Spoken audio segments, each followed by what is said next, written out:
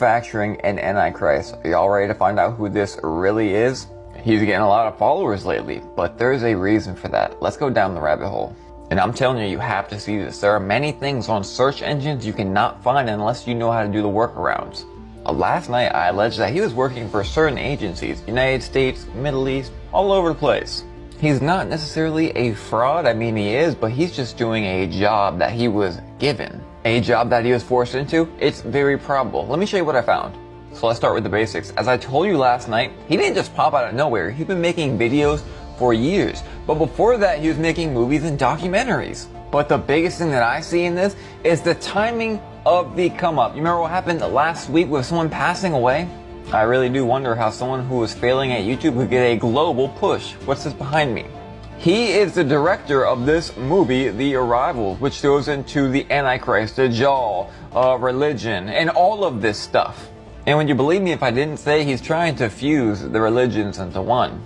Put an end to dividing lies, let the truth be known, trying to expose the plans of Satan and his followers by providing details and proofs the way they control our lives and mind and bind us from the truth and the worship of one God. So what was this guy doing between 2008 and 2012? His explicit online films probe the hidden agendas of greedy corporations, governments, media, fashion, movies, celebrity, food, drugs, blank to control people. Talking about secret societies and blank flag events and the establishment of the new order. And if you don't want to see me dance around these words like a 4-year-old, go to the red play button.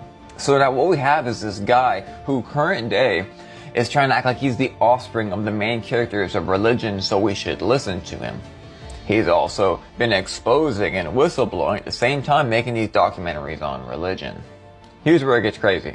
With many people seeking to silence me and destroy my mission after I moved to Egypt. So he's not originally from Egypt. He moved to Egypt and learned that the 3-letter agency of the United States raided his house and his former web admins living in the United States. Seized all computer materials relating to his old site, which by the way is down and expired. And I believe that this was like 2012 to 14. So now we have this documentary filmmaker, religious leader who's being raided and targeted by certain agencies. Abdullah versus the new something order. Now this is someone that was familiar with his work. Abdullah used to work with the Noriega and something on the Wake Up Project, and he helped them create The Arrival. Suddenly he moved to Egypt and became a follower of Ahmed, the man claiming to be the Yamani. What do you think? Have you ever watched his videos? Wait. So you mean to tell me that after the raid and interrogations, all of a sudden he moved to Egypt and he claimed to be some religious leader? It gets crazier because he was apparently doing some stuff in Jordan, and DAWN recently documented the case of several activists targeted by the GID that were trying to change the government in Jordan, and guess what? He was one of them. And I believe it was that he went to school in Indiana University. He's more like my ethnicity than in the Middle East.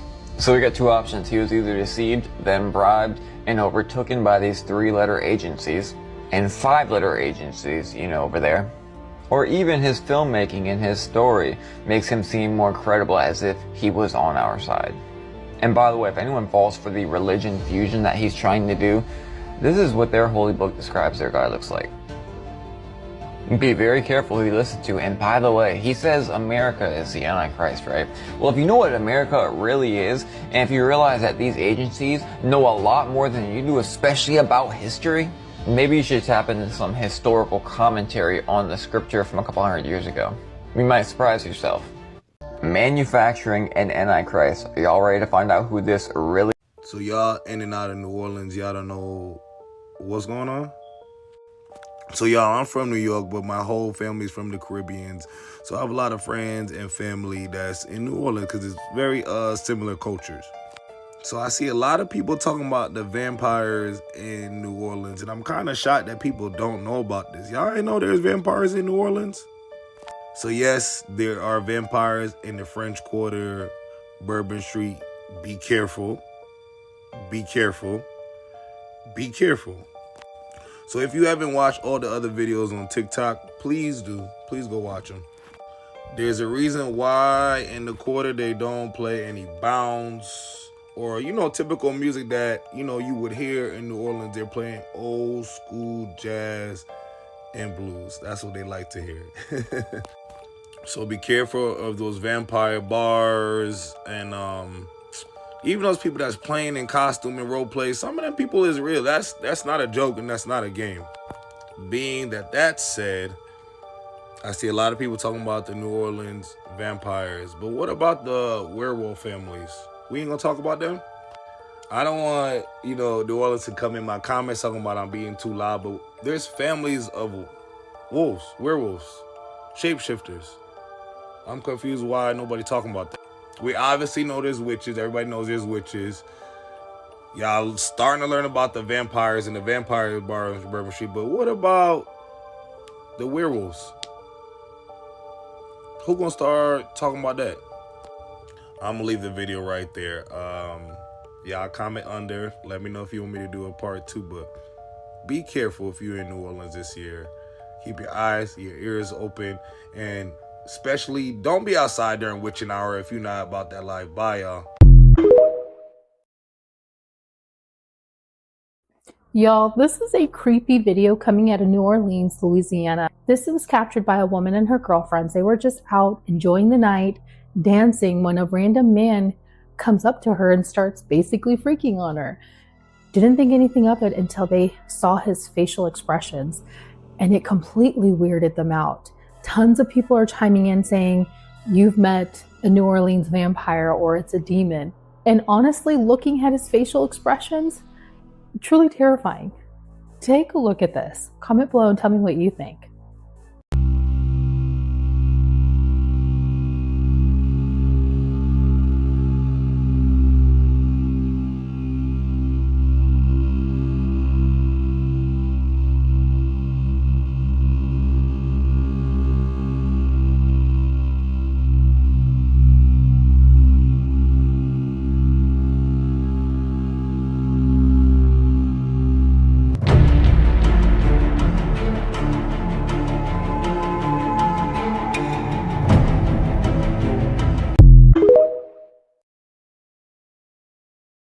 Well, I see vampires in New Orleans is trending, and as someone who lived in New Orleans for 12 years and worked on Bourbon Street almost every night of those 12 years, and was around a lot of darkness there, I can tell you I met a lot of something.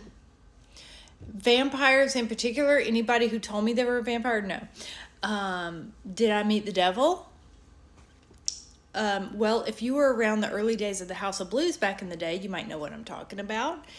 And I also met Michael the Archangel. Now, that's a story I've done before. If you want to hear it, let me know. But would it shock me if there was major supernatural and strange things going on? Have you ever been to New Orleans? No, not shocking. But I guess I never got the chance to meet someone who claimed to be a vampire. There are a lot of vampire fans there because of Anne Rice, and a lot of people who dress like vampires to look cool and to feel like they were, mysterious. But let me tell you something. The real people walking around New Orleans, they're a hell of a lot scarier.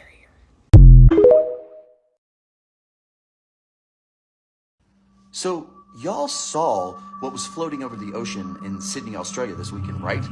The black, terrifying mass that was just floating over the ocean? No? Well, if you haven't, don't worry. I'm going to show you at the end of this video, those videos, so stay for that. But yeah, in Australia this weekend, a dark, black, ominous, terrifying mass like cloud was just seen and videoed floating over the ocean. Now, I did a little bit of research because obviously scientists are going to say that it's of natural causes, and it's something called a scud cloud.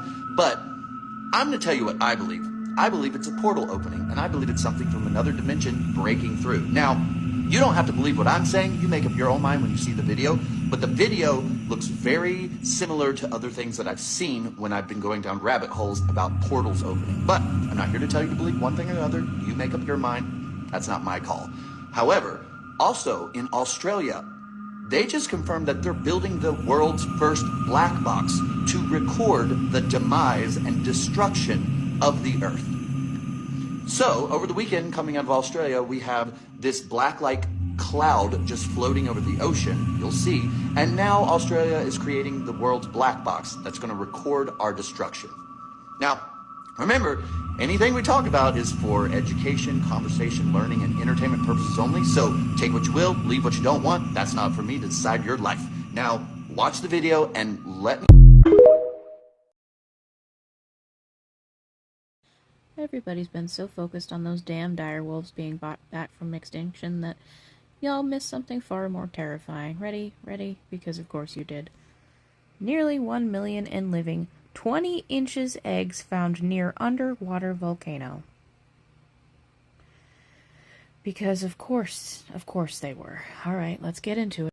Researchers found nearly 1 million huge eggs every 20 inches long besides an ancient submerged volcano. The large collection of eggs have excited scientists as they unravel marine life secrets. Scientists are excited about discovering these eggs since they match no known deep sea species. You know, I did not have this one on my bingo card, but why? Why'd you touch that? Is it not bad enough that it's there? We had to go poking at it. We had to go put it back. Put it back, put it back, put it back, put it back, put it back, put it back, put it back. I have questions.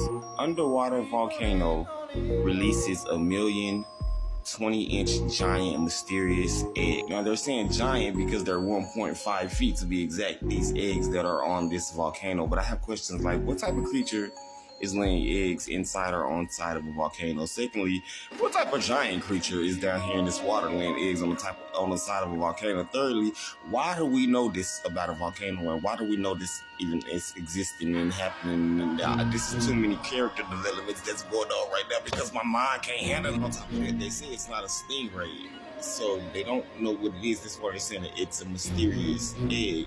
But I'm confused as to why y'all messing with whatever's down there, because you see, that's how things happen.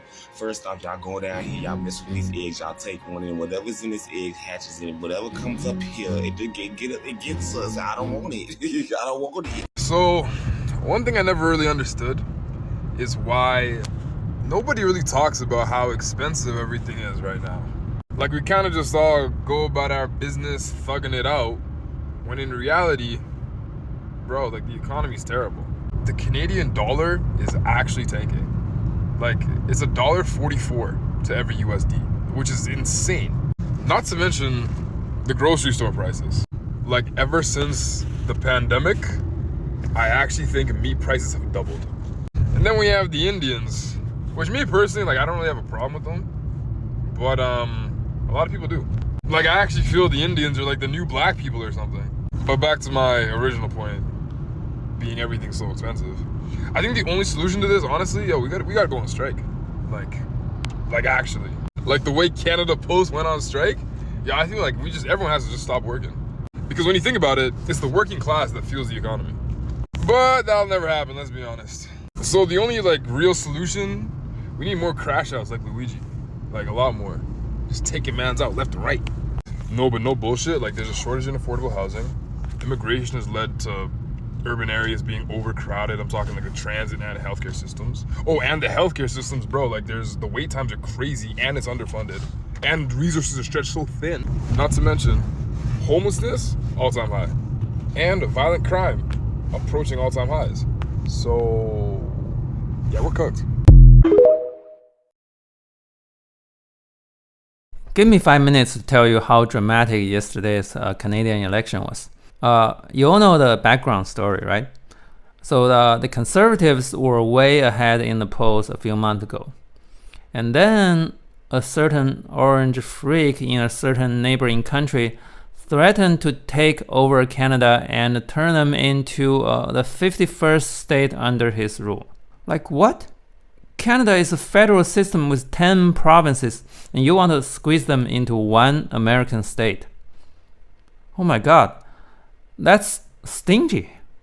So obviously, Donald doesn't want them to be 10 states with 20 senators, because if they have that many senators, his ass is going to be impeached and convicted. Well, as sweet as that sounds, don't actually expect the Canadians to come over here to save you from Trump, okay?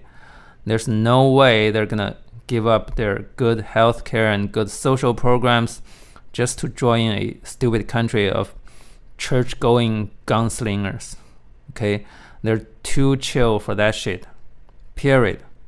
So because of Trump's threat, the Conservative Party in Canada started to suffer from the guilt by association. Okay, it's no longer a left-right competition in Canada.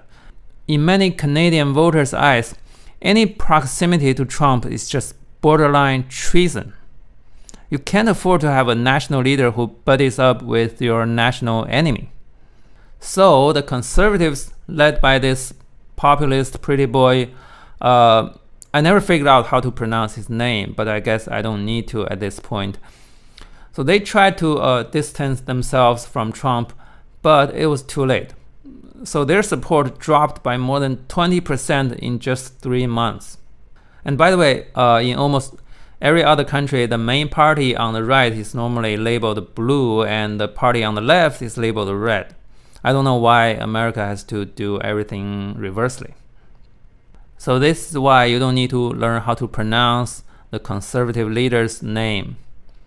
He not only lost the election in general, he lost his personal seat in the parliament. That's just funny. So here's something you need to know about the parliamentary systems. So their party leaders normally are also members of the parliament. Okay, legally it's not required, but it's pretty much implied. Since the parliament is the highest authority of the country, if you can't even hold a seat in the parliament, you're just not considered a qualified leader of a party, let alone the country. And it's also very unlikely for party leader to lose their home riding. Well, riding is the Canadian word for district. So they normally don't lose their ridings because party leaders are like celebrities. Everyone knows them more or less from the news. So it's not easy for a random local challenger to just kick them out of their seat. But this guy lost the seat he held for 20 years to a new candidate by a margin of 5%.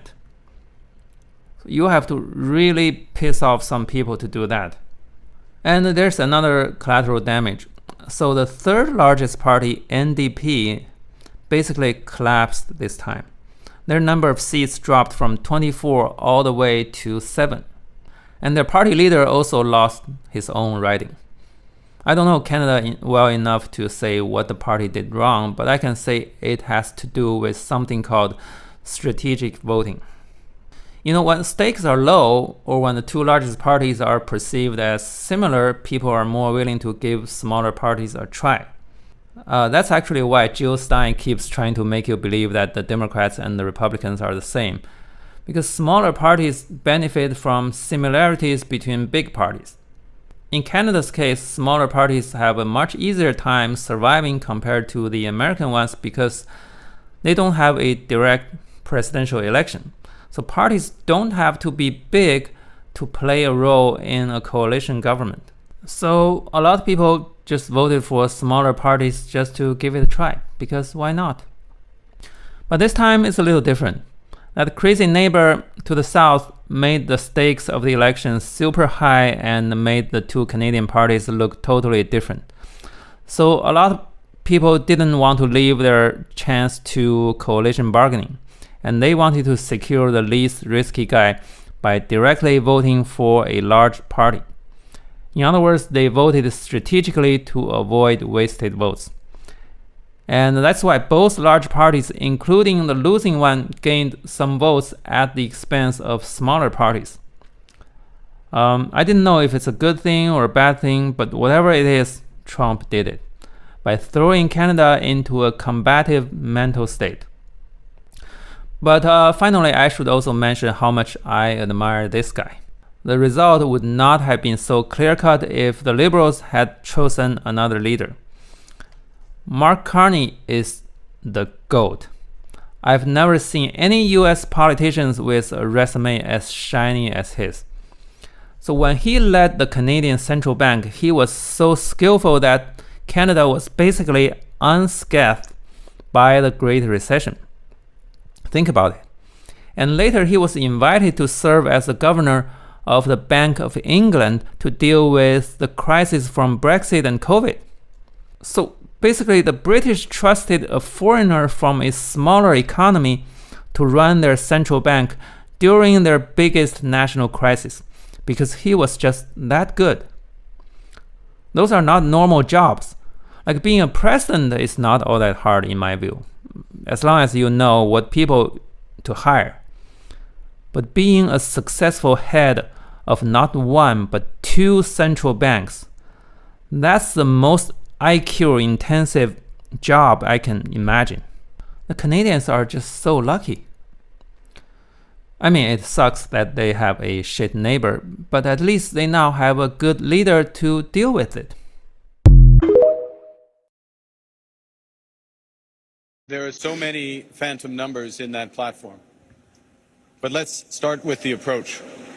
With respect to $10 a day childcare, with respect to dental care, farmer care, the approach is, if you already have it, you can keep it, but no one else can have it. So we have two types of Canadians. I thought a Canadian was a Canadian who's a Canadian. In our country, that is the case. So you bet if you haven't had children and got them in, you get the point. Secondly, there's a phantom growth that comes from the sky in his platform that arrives and changes his numbers, even though he doesn't have a plan to fight against President Trump. He also has a tax cut, a bring-it-home tax cut that never comes home. It doesn't arrive until year 4 and 5, right when we see the need of Canadians. Our tax cut, compared to his plan, I'll give you one number, is 4 times larger this year. Is 4 times larger. These numbers are a joke. We aren't in a joke. We are in the worst crisis of our lives. It takes a serious government. It takes a serious plan. It takes a plan that delivers today. It takes a plan that delivers investment. It takes a plan that grows this economy, stands up to Trump, and moves forward with the brilliance of the workers here and across Quebec. Mic drop, but I'm going to add a little bit more to Mark Carney's statement. See, I read the plan. This entire plan is predicated on the United States developing the shovel-ready zones. Effectively, the United States will own all the businesses here in Canada. Number 2, he's also basing his financial plan, if you can call it that, on having an active trade war for his entire prime ministership.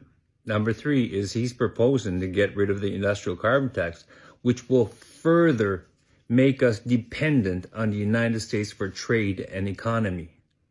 And number 4, he's planning on gutting the federal system and social services just like Doge did in the United States. Do we really want to go down that path? Ask yourself. Do we really want Canada to have the same fate as the United States? Time to get serious. Time to wake up and go vote. Stay deadly.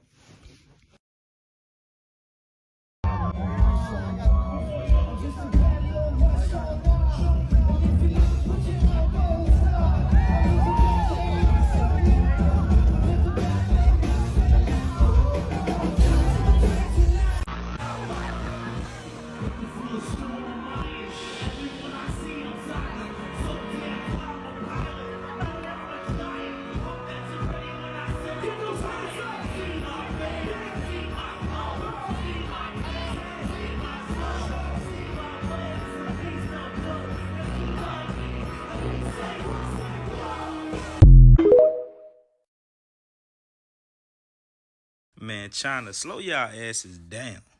China now has the world's first 10G network. That's so fast, that motherfucker can download a movie in seconds. Hell, we still trying to get 5G right. But on another note, won't they saying something about that damn 5G?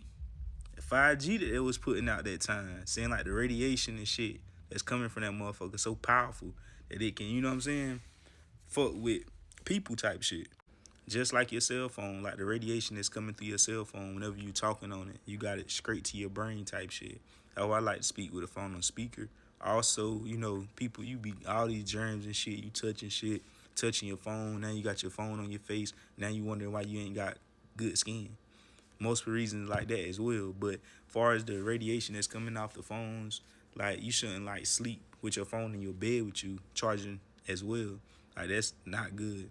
I mean, it ain't like it don't kill you or nothing, but just to, you know what I'm saying, just to help yourself out type shit and to have a better quality of sleep.